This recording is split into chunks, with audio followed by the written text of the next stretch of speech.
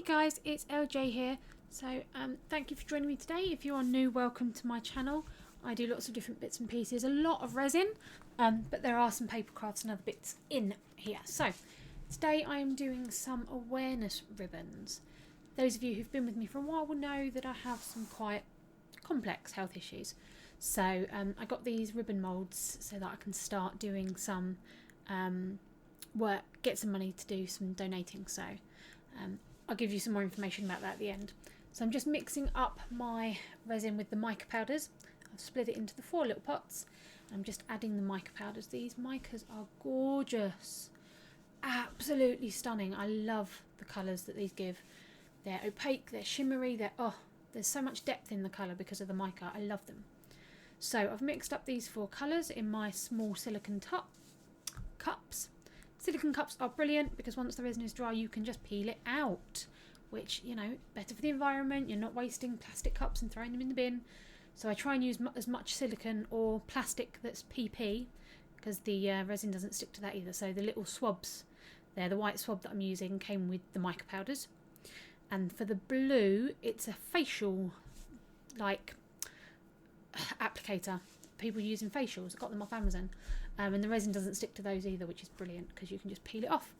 Obviously you can wipe it off while it's still wet, but same as with the pots, if you leave it because you're working on something else or you forget, or like me, you fall asleep or something else, you can just peel it off, which is really useful. So I've mixed up my 4 colours. I'm going to pop them into the moulds now. No real decision of which is going in which. I chose the purple for the large one because that's the mould that I want.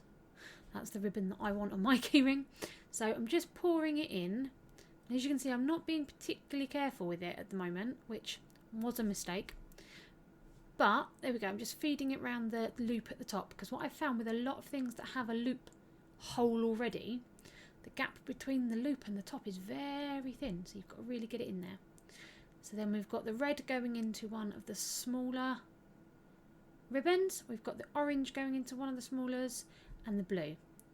Now these colours, just look at them. You can see the sparkle and the glisten. I love them. Absolutely love these micas. And yes, you will notice that I have far too much resin.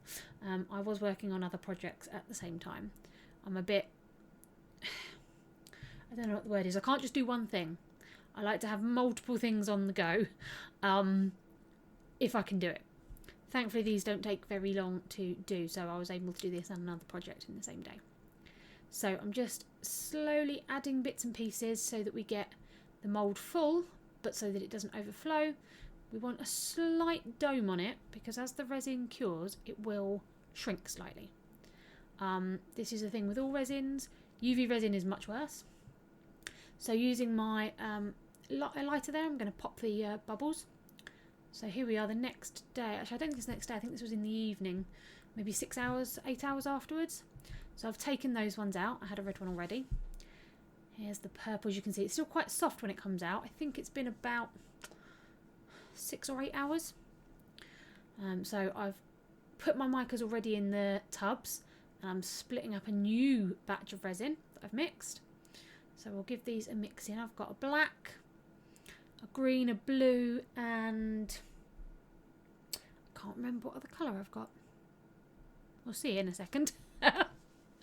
So mixing up the black. I mean, look at that black is just so... Oh, I need to do some sort of galaxy pour or charm or something, because that black is so... There's so much depth to it. Yellow. Yellow's the other one. Now, this is the yellow mica in my pot. It's called yellow, but it is very much a gold colour, which I think is... I have 2... I slightly over-poured that one. Whoops.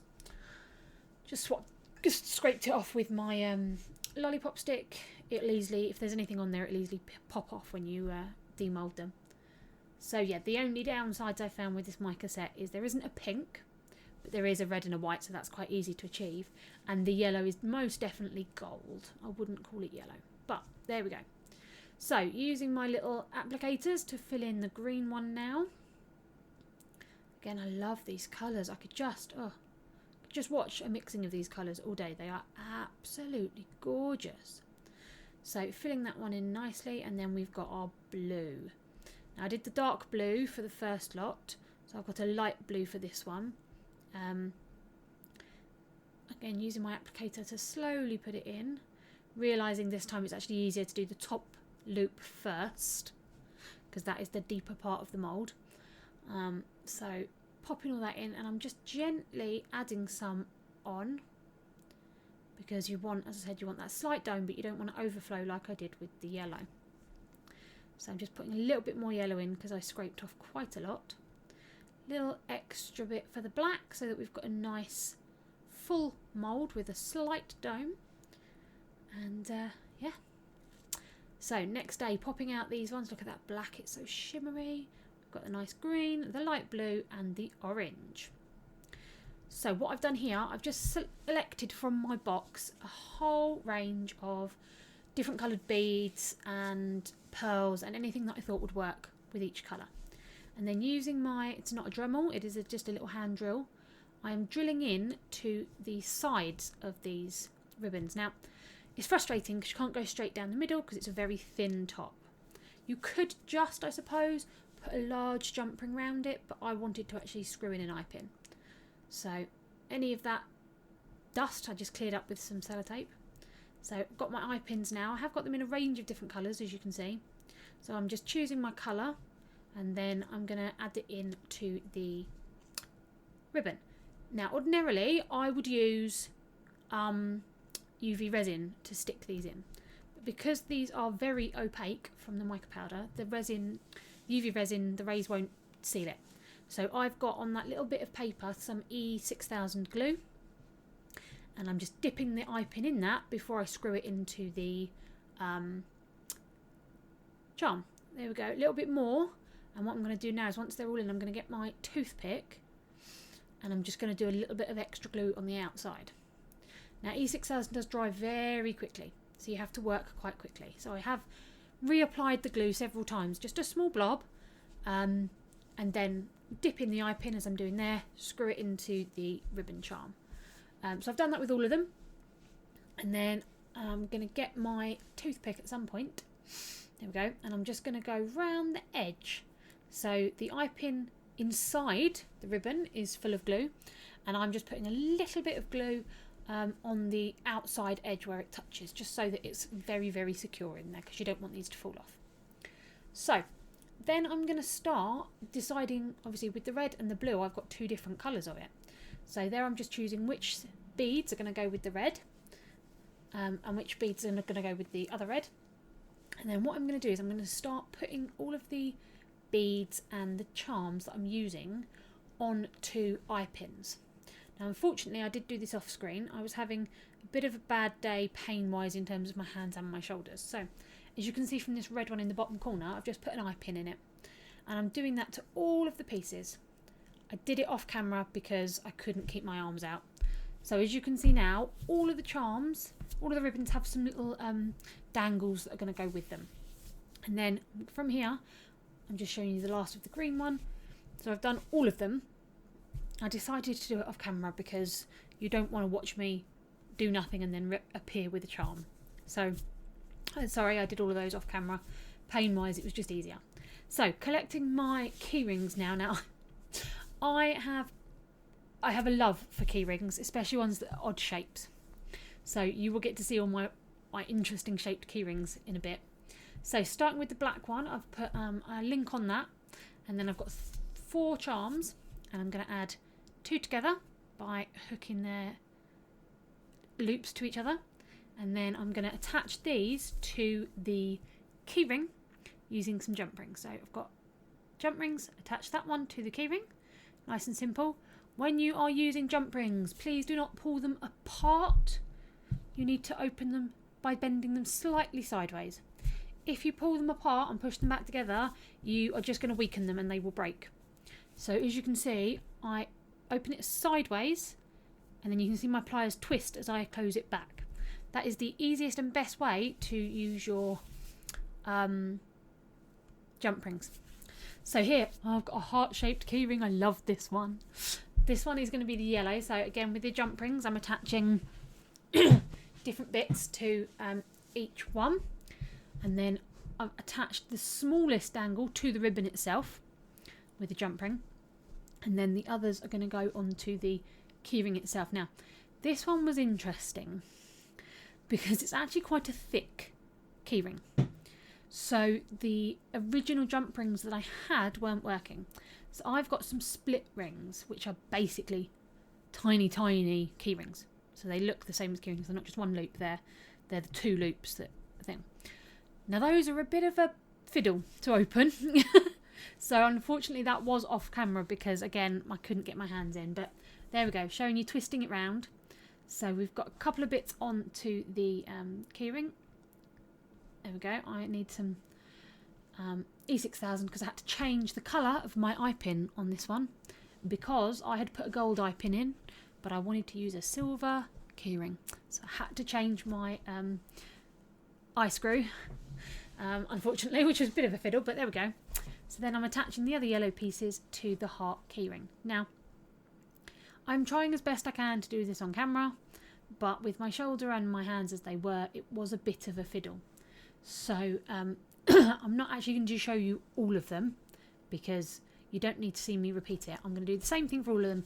Get a jump ring or a split ring, add it to the key ring, and you end up with your finished dangles. So there we go. You've got to open the jump ring, open the split ring, sorry, twist it all the way around to get these bits on because I wasn't using jump rings, I was using split rings.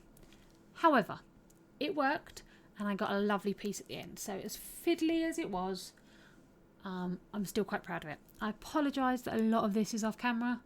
I am trying my best to show you everything. So moving on from the yellow, we are going to do our blue, I believe, with this smaller heart keyring. So I've attached a jump ring to the keyring itself because it has a very small hook at the bottom. And then there's how I'm going to do the blue. Hey guys, so I am back to show you my finished keyrings. So I'll start off here with this black one. We've got the larger ribbon and then some quite simple black pearls with some black and white beads down the bottom. So you've got the variety of lengths in each piece, and I've got 2 attached to the actual keyring and 1 attached down to the ribbon itself, so you get this variety of lengths. Then next we have one of the little red ones. So this one's got a mouse shaped keyring, and then we've got the smaller beads there and the red ribbon. I'll do the other red ribbon next. So this one I've gone slightly deeper, so we've got deeper colour pearls, the flower, the smiley face, and then ribbon on a regular keyring. For our orange one, we've got our ribbon, a couple of little faceted gems, and then our hearts. Girls! Sorry, my cats are fighting. What's the matter with you two? It's because you want to go outside, don't you? But it's horrible today, so that's not happening, I'm afraid. Then we have got the yellow. So on the yellow ribbon itself, I've got a small... Oh, you're going to focus? Focus. There you go, smiley face. And then the florals on the side of this one. So on a smaller heart keyring, which has got itself stuck together. There we go. We've got the blue one. So on the blue, I've got the heart on the same with the ribbon, and then a longer and a shorter dangle. I do like getting all the different lengths in it, makes them quite interesting, in my opinion. Then I've got another one of these little smaller heart pieces, and we've got the ribbon. We've got a long, this one, multicoloured beads, sort of a bluey with a tan sort of colour, and then the 2 smaller ones. We've got this green one on another one of these heart clips. So these are clips more than key rings in that sense, because they're not the ring, they actually are a clip. So we've got our green one. This is obviously slightly bluier green than the rest of these, but you know, it still works. And then save this one till last because A, it's got a cat keyring. I love this cat keyring. But B, it's the purple one, so this is one for myself. So this one I have done a long chain, same as on the black one, so that you can still see the heart hole. I didn't want to put anything through that would obstruct that. So I've got the long purple, and then on this side I've got a longer purple chain with pearls and the purple heart at the bottom. And then on this one I've got the purple butterflies because the symbol for lupus is butterfly, and lupus is my main diagnosis as well. Connective tissue disease with lupus as the primary. So yeah, those are my key rings. Let me know which one you think is your favourite, and any sort of causes that you know that need a ribbon. I would be happy to make these. What I'm going to do, I am going to be selling these on my Facebook and Instagram, and I'm going to give a percentage of the sales of anything I sell with a ribbon on. A percentage of that sale will go to Lupus UK or the Lupus Foundation, which are two UK-based charities dealing with lupus.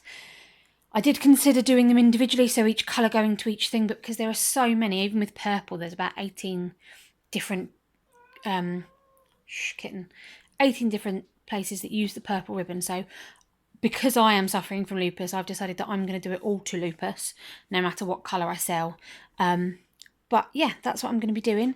Please like and subscribe if you have enjoyed this video. I'll leave a couple of links to further videos at the end. And I will speak to you all soon. Thank you very much for spending time with me today. Keep crafting. Bye.